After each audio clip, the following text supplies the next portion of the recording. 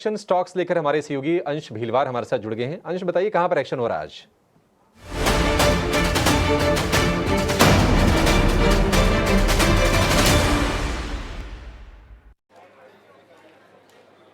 बिल्कुल, तो दो स्टॉक्स है हमारे रडार पर। सबसे पहले हम बात करेंगे ओएनजीसी की। यहाँ पे हमें लगभग 3% की बढ़त होती हुई नजर आ रही है।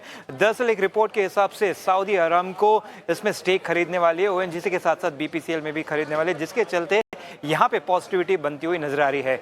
रिपोर्ट के अनुसार जो अरामको है वो ऑयल सप्लाई करने देख रही है, तो या तो शायद इन फर्म्स के थ्रू कर सकती है या तो डायरेक्ट एक्सपोर्ट कर सकती है। इसके चलते अगर ओएनजीसी की ही बात करें तो चार्ट पे भी इसमें 5 सेशन से जो एक कंसोलिडेशन चल रही थी वहां से स्टॉक ने ब्रेकआउट दे दिया है।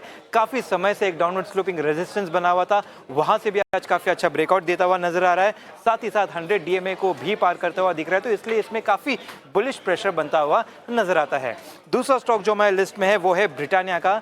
दरअसल ब्रिटानिया आज निफ्टी से बाहर हो चुका है, एक्सक्लूड हो चुका है, तो ये मुक्त होने के चक्कर में हम देख रहे हैं कि शायद कहीं ना कहीं यहाँ पे स्टॉक में भी तेजी बनती हुई नजर आ रही है।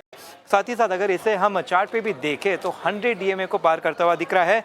मार्च लो से देखें तो स्टॉक ऑलरेडी कुछ 10-12% ऑलरेडी चढ़ चुका है, तो काफी एक स्ट्रॉन्ग अप ट्रेंड में जाता हुआ नजर आता है। तो इन स्टॉक्स पर नजर रखें।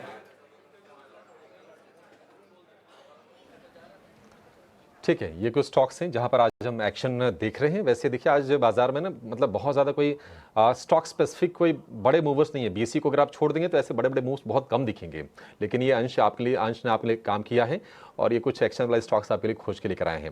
एक शेयर जो पूरी सीरीज रखूंगा, कोई दिक्कत नहीं, मेरे को कोई जल्दी नहीं है, पूरे 24 तारीख तक रख लूंगा मैं।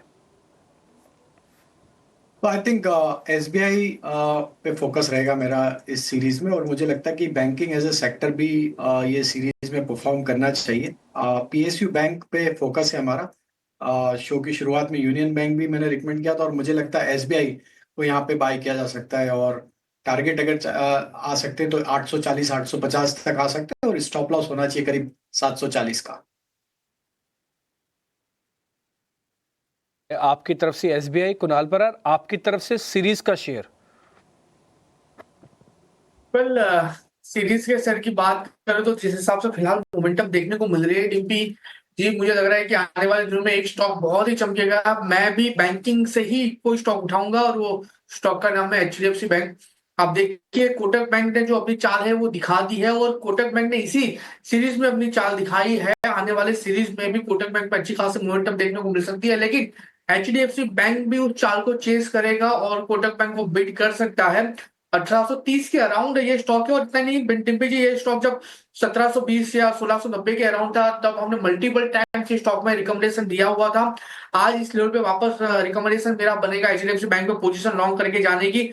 1830 के अराउंड है। अगर मैं ट्रेडिंग के लिहाज से बात करूं, 1800 का आपको यहाँ पे एसएल मेंटेन करके चलना होगा। और टारगेट की बात करते हैं तो जिस हिसाब से स्टॉक फिलहाल ट्रेड कर रहा है, सबसे पहला टारगेट आपको जो देखने को मिलेगा वो 1855 का है। 1855 जैसे ही क्रॉस होगा, ये आपको 1900 तक के लेवल दिखाने के लिए रेडी है।